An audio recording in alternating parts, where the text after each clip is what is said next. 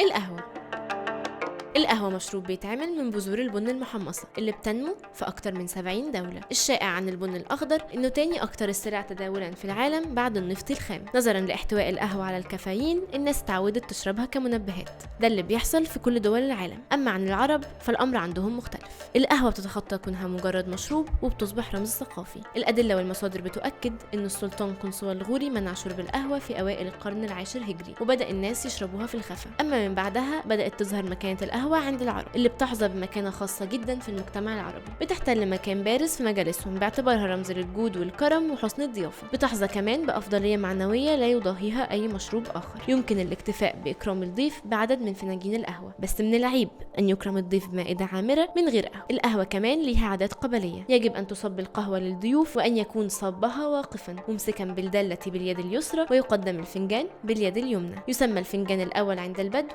فنجان الضيف، والثاني فنجان الكيف، والثالث فنجان السيف. وبيصبح لازما على الضيف لو شرب الفنجان الثالث انه يدافع عن القبيله اللي شرب عندها القهوه لو تعرضت لاي اعتداء، لانه بشرب قهوتهم بيصبح واحد من القبيله. وفي جنوب مصر وخاصه في محافظه اسوان بتقدم قهوه الجبنه، وهي نوع قهوه بيضاف ليها الحبهان والقرنفل، ودي التحويجه المعتاده. بس المميز هو اضافه الزنجبيل اللي يعتبر من اهم السمات المميزه لاسوان، بالاضافه كمان للقهوه البدويه واليمني والتركي.